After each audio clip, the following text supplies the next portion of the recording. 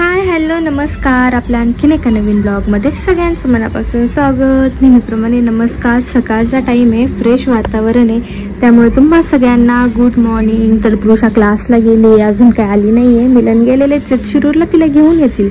तर आज आपण तुमच्या सगळ्यांच्या कमेंट ज्या होत्या मला त्या गोष्टीवरती बोलणार आहेत. थोडासा एक छोटा ब्लॉग असेल हा, पण त्या गोष्टींचं तुमचं निवारण करणार आहे मी.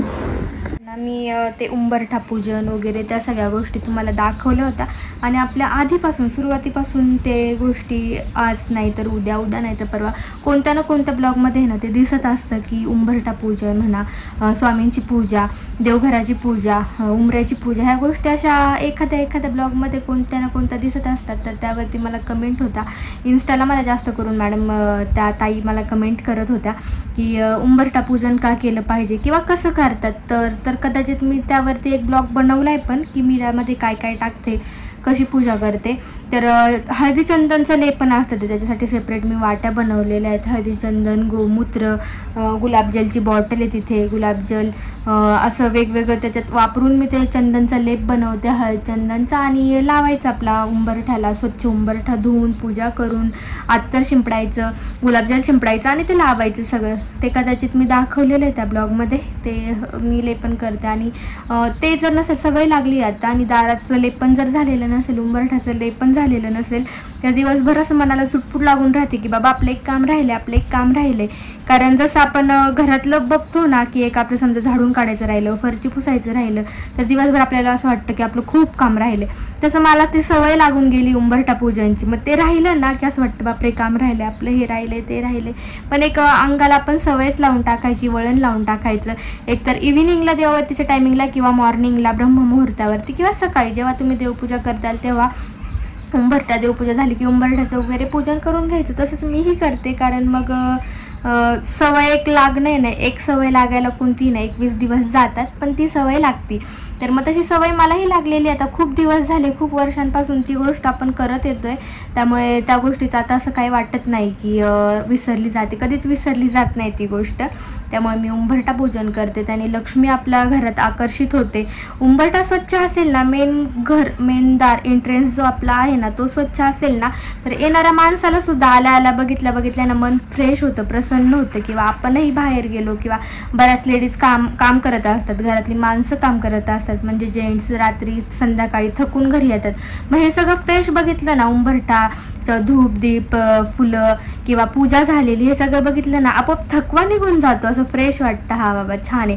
तेच जर आपण काहीच नाही केलं, रदाळ्यासारखं तसंच असेल किंवा कचरा असेल किंवा सुना उंबरठा असेल, तर तो बघण्यात, त्या उंबरठ्याच्या आतमध्ये येण्यात आणि भरगच छान पूजा केलेला उंबरठा बघण्यात आणि त्या घरात येण्यात खूप फरक आहे. कारण तुम्ही अनुभव करून बघा.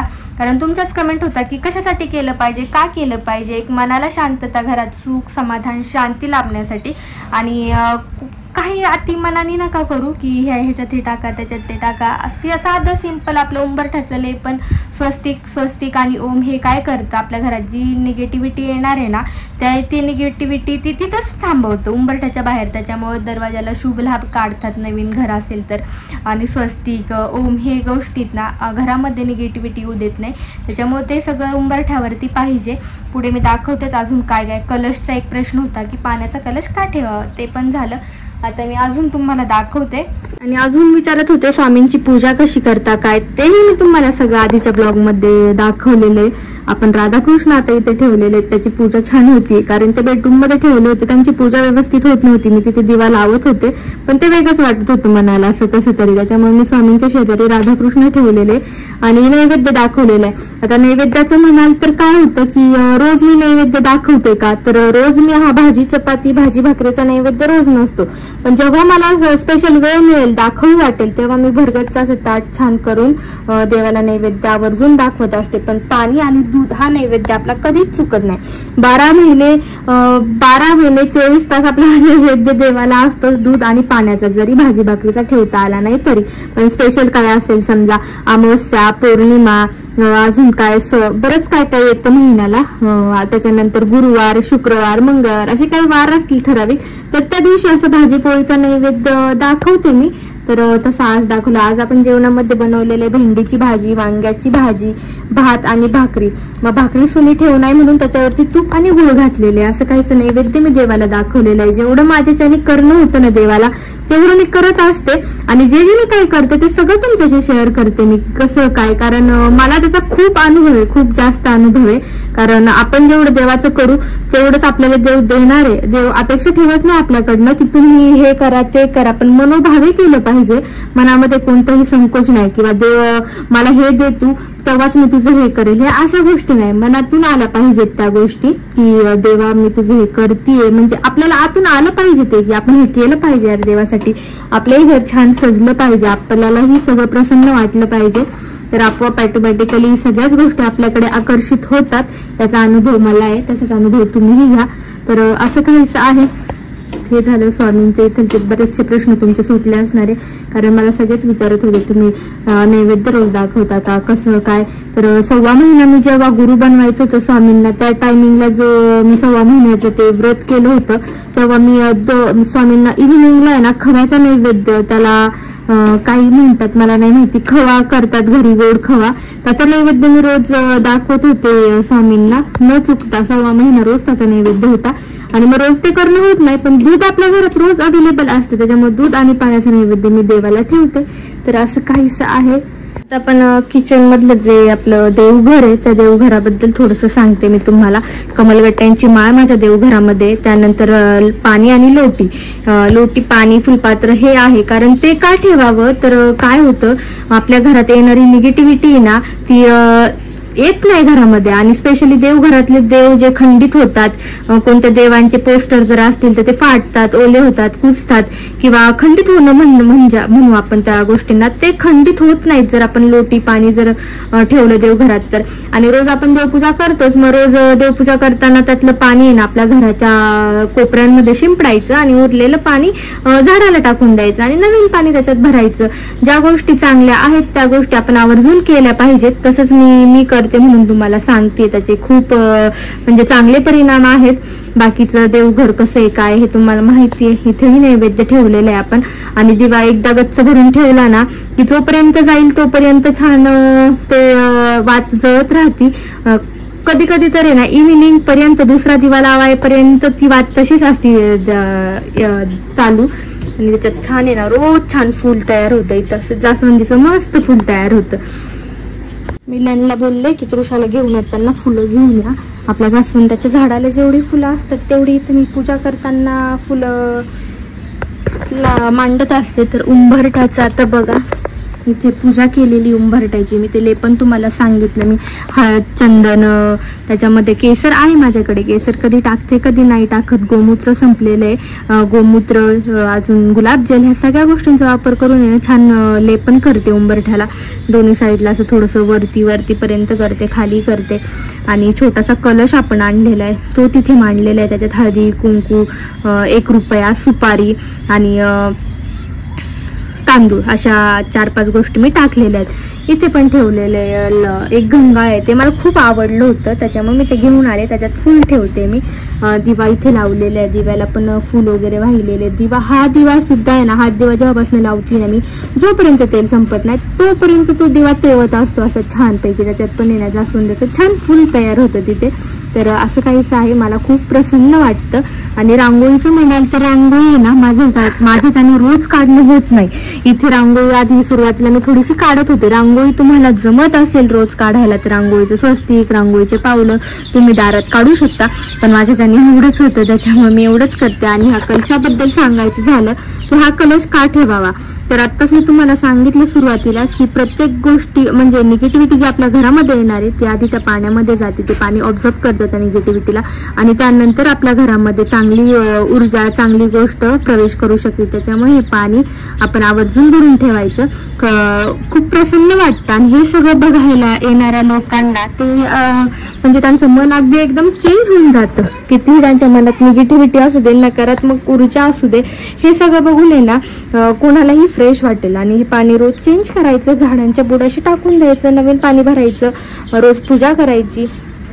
अजूनही जर काही शंका वगैरे असतील ना, तुमच्या काही प्रश्न असतील ना, तर विचारा, कमेंट करा. जेवढं मला सांगणं होईल, जे मला माहीत आहे तेवढं मी तुम्हाला सांगेल, ते तुमच्याशी शेअर करेल. पण बाकीच्या गोष्टी तुम्ही करा, अगर नका करू. देवपूजेचं तुम्हाला रोज जमती, नाही जमत, नसेल जमत, नका करू. पण हे उंबरठ्याचं आहे ना, आवर्जून करून बघा.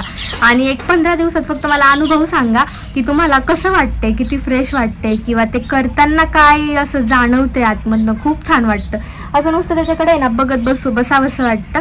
छान वाटतं. सगळा अनुभव जो तुम्हाला येईल ना, तो खरंच खूप छान असेल. तर असं काहीच आहे, कारण आपण किती मॉडर्न आहे, आता जमाना मॉडर्नच आहे, त्याच्यामुळे आपलेही विचार मॉडर्न आहे. 2025मध्ये आपण जगतोय. मीही मॉडर्न आहे. मी नाही म्हणत की मी एकदम गावठी आहे किंवा मला काही गोष्टी मॉडर्नच्या माहीत नाहीत किंवा जमान्यानुसार मी चालत नाही. पण आपले जे संस्कार आहेत ना, लहानपणापासून आपल्यावरती जे संस्कार झालेले आहेत ते कधीच नाही विसरायचे.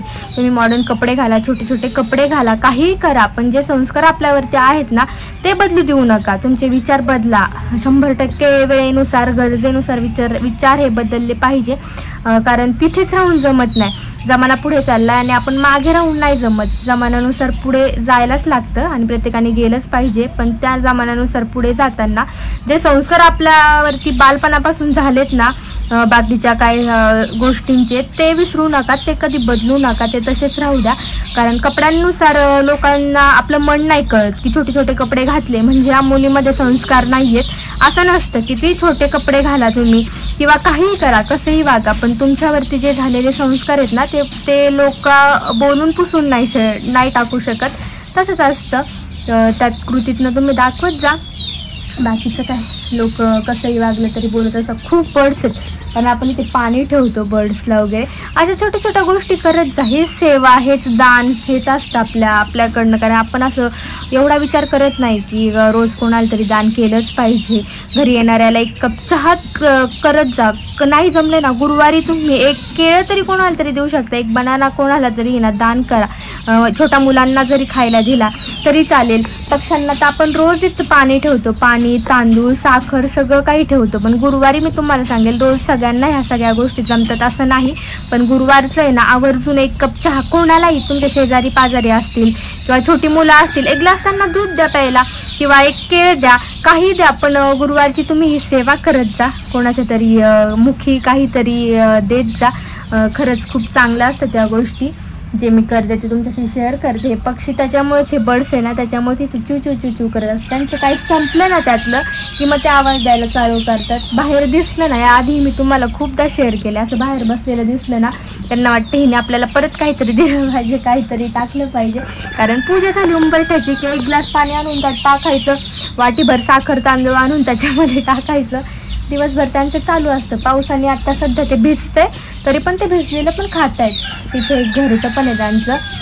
तर ह्या अशा काहीशा गोष्टी छोट्या छोट्या तर करत जा. काही सगळं काही मोठंच केलं पाहिजे, लईच दान धर्म जास्त मोठा किंवा काय आपल्या ऐपतीनुसार आपण करायचं. तर ह्या छोट्या छोट्या गोष्टी ज्यामध्ये खूप आनंद भेटतो. दारामध्ये कॅट आली तर तिला दूध ठेवा, कुत्रा आलं तर त्याला काही चपाती वगैरे असेल तर अर्धी 1 चपाती त्याला टाका. ही सेवा असते. कारण देव बघत असतो की आपलं मन कसं आहे, आपण कितपत काय करू शकतो.